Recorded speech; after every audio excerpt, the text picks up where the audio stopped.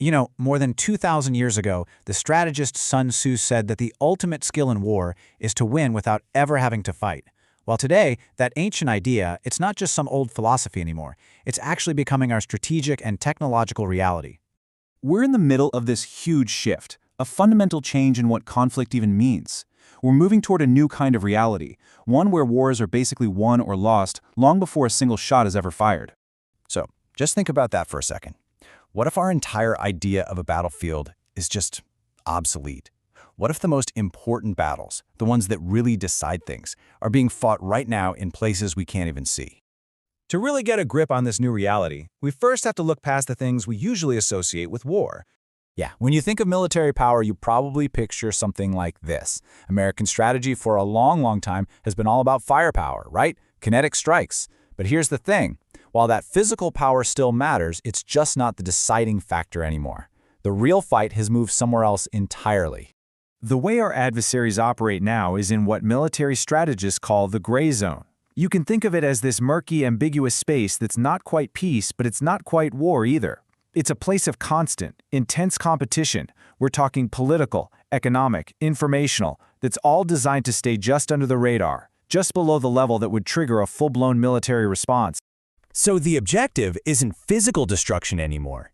It's about achieving what you want without ever firing a shot. The new goal is what they call a functional defeat. You're not destroying an army, you're just completely eroding their will to even fight back. The battle has left the physical world and moved into a whole new set of arenas. And the first, and maybe the most important, of these new arenas is the human mind itself. And listen, this isn't some far-off theory. This is the doctrine that's emerging right now. Future conflicts won't be about attrition, wearing down the enemy's forces.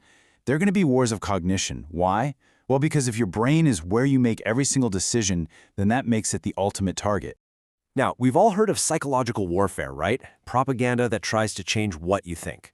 But cognitive warfare, that's something deeper, and honestly, a lot more insidious. It targets the very process of how you think. It's an attack on our ability to know things, to process information, and to even trust what we see and hear. And this is how they do it. There are a few key mechanisms. First, psychological manipulation. This is about using our deepest fears to short-circuit our rational thinking. Then there's narrative framing, where they mix just enough truth with lies to make you distrust everything. Your institutions, the media, everything.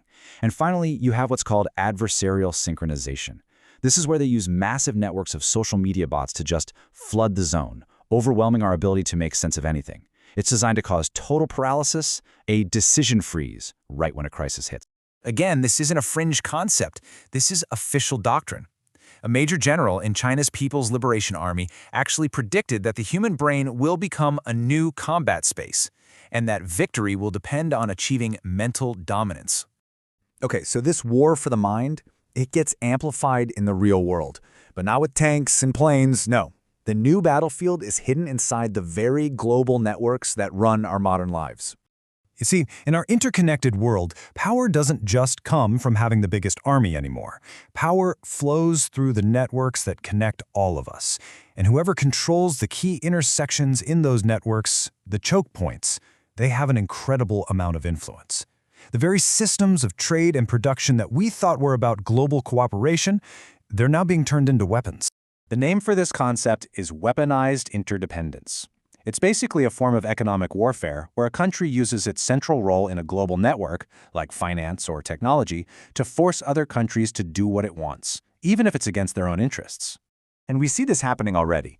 The US, for example, has huge power because it dominates semiconductor design and the global financial system. So it uses things like export controls and sanctions. China, on the other hand, has turned its control over critical minerals, things like gallium and germanium, into a weapon by restricting their export. And this isn't just a happy accident for them. It's an explicit policy goal of the Chinese Communist Party. The entire strategy is to create these dependencies on purpose, to build these choke points that can be used as leverage to deter or punish anyone who steps out of line. You're basically deciding ahead of time whether your rival even has the industrial capacity to sustain a conflict. That brings us to the final and maybe the most decisive layer in this new kind of conflict. And that's the race for what's called algorithmic superiority. It's about dominating the speed of decision-making itself, and it's all powered by artificial intelligence. For a long time, military strategists have used something called the OODA loop to think about decision-making. You observe, you orient, you decide, and you act. And the theory is, whoever can run through that loop faster wins. Well, AI is now completely collapsing that loop. It's not just about helping humans connect faster, it's automating the thinking itself, generating decisions for them at machine speed. This has led to these new ideas, like mosaic warfare. Imagine this. Instead of a few big, expensive platforms like aircraft carriers, you have an AI controlling a whole swarm of smaller, cheaper, adaptable units, both manned and autonomous. This mosaic can constantly change its shape and tactics, creating a level of complexity that's basically designed to overwhelm any command structure that's still being run by humans. The whole logic here is that military advantage isn't about having more information anymore. It's about having the autonomous processing power to act on it instantly. The goal is to create insoluble dilemmas for your enemy. So many complex problems happening so fast that their whole decision-making process just grinds to a halt.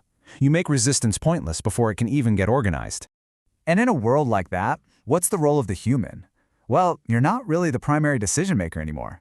You're faced with this constant factory-scale output of options from the AI, and your job just becomes trying to quickly validate them under insane cognitive and time pressure. So when you take these three layers, the cognitive, the economic, and the algorithmic, and you put them all together, what do you get? You get the ultimate outcome, a war that's already won before it's even officially started. The result is what experts call systemic deactivation. By taking over the cognitive domain, you neutralize your opponent's will to fight. By controlling the economic choke points, you deny them the means to fight. And by achieving algorithmic superiority, you shut down their ability to act. It all adds up to a strategic fait accompli, a situation where physical resistance becomes completely irrational, if not totally impossible. This new type of conflict, it doesn't show up with a big announcement. It just unfolds quietly, in that gray zone, by slowly chipping away at a nation's will, its capacity, and its ability to make decisions. And that leaves us with one final, pretty unsettling question. If a war is decided before the first shot is even fired, how would we ever know it's happening?